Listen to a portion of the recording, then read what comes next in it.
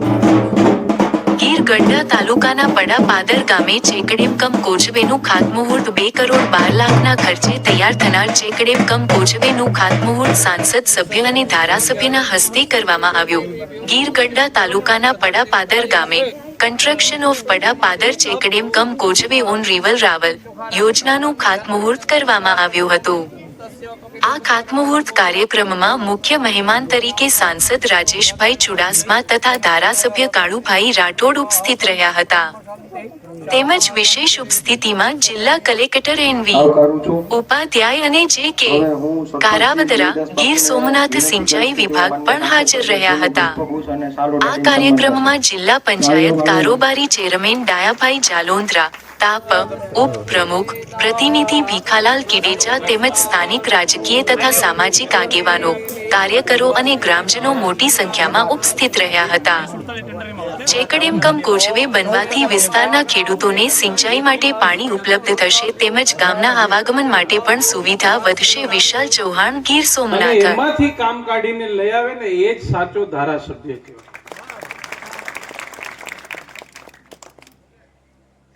હવે સવારથી ઉના વિધાનસભામાં આ મારું ત્રીજું ગામ છે.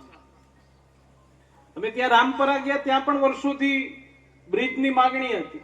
ત્યાં પણ અહીંયા જેમ બે ભાગ થયા હતા એમ ત્યાં પણ બે ભાગ હતા.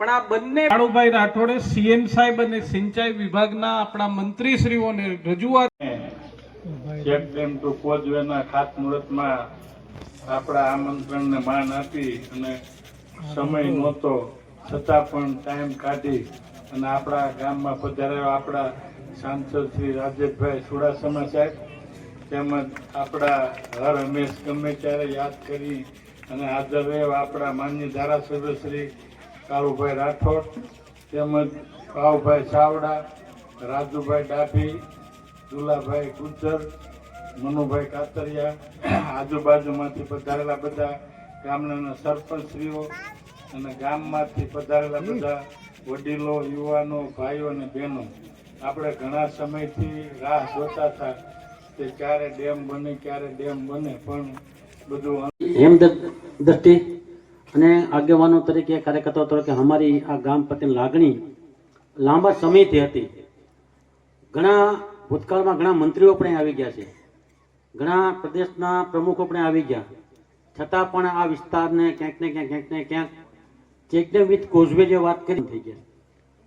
માન્ય મંત્રી કુંવરજી બાવળિયા હતા, કોળી સમાજના આગેવાન હતા અને કુંવરજી બાવળિયા પાણી પુરવઠાના મંત્રી હતા.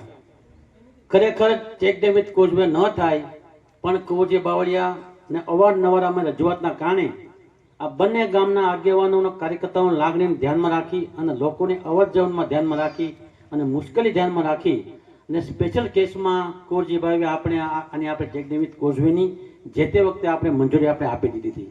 એના ભાગરૂપે આજેનો ખાતમુહૂર્ત પણ થઈ ગયું ને ચોમાસા પહેલાં આ પુલ બની પણ જવાનો છે.